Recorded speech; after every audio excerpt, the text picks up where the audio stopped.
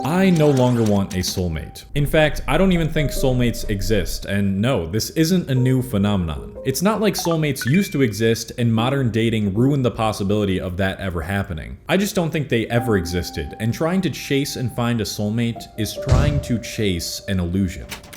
Growing up, I was always intrigued by the type of romance that was portrayed in movies. When I was in middle school, my friend group consisted of both girls and guys. And within that friend group were always various crushes between different people. That led to my guy friends dating some of my friends that were girls, and unfortunately, sometimes those were girls that I secretly had a crush on. A pretty common activity back then was to watch movies late at night on the weekend. We'd almost always go over this one girl's house who had a massive TV in living room just so we could fit all of us in the same room. And because it was her house, she and the other girls were usually the ones to pick the movie. So we inevitably watched many romantic comedies, also known as rom-coms, and honestly, I secretly enjoyed these because I liked the way that these movies made relationships seem and how they made me feel. Guy meets girl he's not supposed to have feelings for and slowly develop feelings towards each other. Something bad happens and they stop talking. Then they realize they're actually meant for each other and are each other's soulmates and get back together in a climactic kiss ending. As a result of watching so many of these movies and not having any guidance or research on how relationships actually are, these movies shaped the way that I viewed relationships when I was young. And I was pretty quick to fall in love with women back then. Practically every time a girl showed me any sort of affection, I would be like, damn, is this the one? This mindset led me to ask out 2 girls that I would frequently hang with and in incredibly cringy fashion. The first girl that I asked out was the one whose house we would all watch movies at, and I did it through text while I was sitting behind her on the bus back from ski club. Yes, it is as bad as it sounds. I asked her to go out with me while I was sitting behind her through text. It's safe to say that I didn't have a clue on how to get out of the friend zone back then. And the second girl was again through text, and when she responded, "Wait, what?" I made up an excuse by saying that my friend stole my phone and sent that. I know, it was awful. You'd think after that I'd learned my lesson, but no, I was still in this fantasy realm of finding the one for me and trying to find them in the worst of ways. Speaking of rom-coms, I also love to watch anime. Many animes that I enjoy are unfortunately not available in the United States in the streaming services that I use, but luckily I can use NordVPN to access them. NordVPN is an extremely fast, easy to use VPN service that has 5,100 plus different servers in 60 countries. It's really easy to set up and connect to a different region just by using one click, and it's available on Android, iOS, Mac, Windows, and all other platforms. I think everybody should be using a VPN when they browse the internet for several reasons. The first being that you can hide your online identity by keeping a VPN on and keep your information encrypted from hackers. And that's something that's becoming more and more prevalent. But the main way that I use VPNs is to watch content that I couldn't usually get in the United States. For example, if you set the server location to Japan, you get far more options to watch different types of anime on streaming services like Netflix. You can also buy games and other online products at a discounted price if you change your region. Depending on where you live, they bump up the prices of things like video games and airline tickets all the time. And there's no need to be paying extra if you don't have to. If for some reason you find out you don't like the service, there is a 30-day money-back guarantee. If you are interested in getting all the benefits of a VPN, then you can go to nordvpn.com/Cole or click the link in the description to get a 2-year plan plus 1 additional month with a huge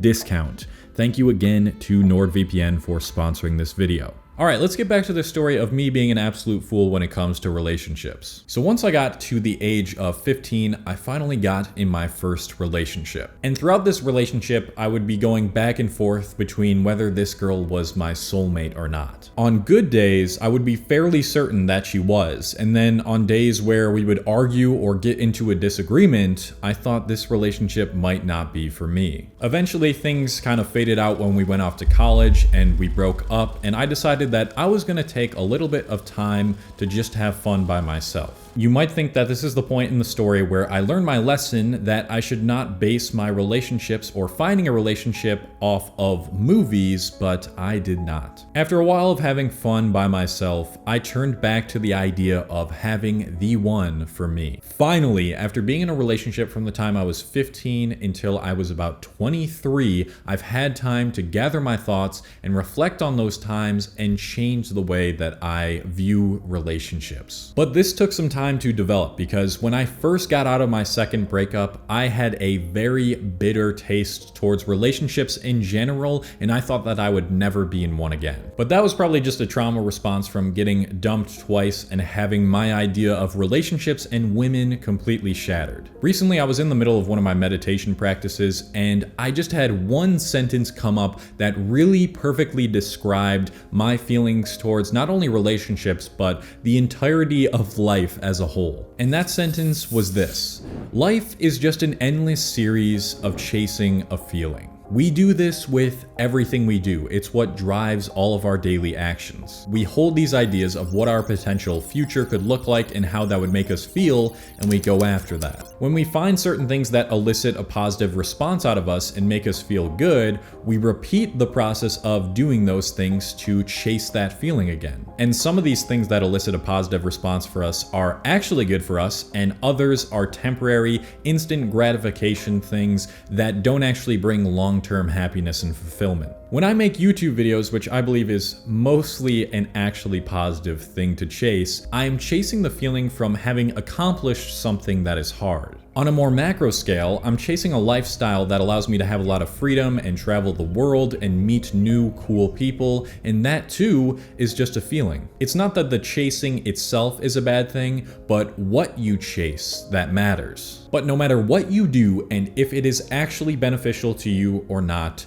you're still just chasing a feeling. And the feeling that I was chasing for most of my young adult life, I found out was a feeling that wasn't doing me any sort of good. Relationships are difficult. They're meant to be difficult. They require a lot of work from both partners. If you truly want a long-lasting relationship, then you must be willing to work towards pain, distrust, lack of agreements, many negative things. Nobody you meet, and maybe there are a few instances of this not being the case, are going to be absolutely 100% perfect for you. And if you want to get into a relationship, you must come to terms with this. And that's what I was never willing to come to terms with or do in the past. And because I now know this, I'm no longer looking for a soulmate. And no, it's not because I'm not willing to put in the effort required to make a relationship work. It's just that a relationship is no longer necessary for me. The idea that we have to be in a relationship and we have to find the one is just an idea that all of us were taught when we were young by our parents and what we consumed. Now, relationships with others in general that is strictly platonic is very important to me, whether that's a guy, girl, or whoever, but I don't need another person, romantically at least, to complete my existence. If the day comes where I do find someone who makes me want to consider a serious relationship again, and it happens naturally, then that's cool and it'll happen. But if it doesn't, if it never does, then it doesn't. So for now, I'll just keep chasing the feelings that to me seem true and right. Thank you to all the patrons on this channel on Patreon. If you don't know what this is, it's a platform separate from YouTube where I'm putting out exclusive videos and podcasts, and you can talk to me one-on-one there. If you want to check it out, the link is in the description, patreon.com/Cole Hastings. Hope that this helped you guys. Hope that it opened up your mind a little bit and you got a good laugh out of me being an absolute fool as a kid. I hope you guys have a great rest of your day, and thank you so much for everything and watching till the end. Love ya.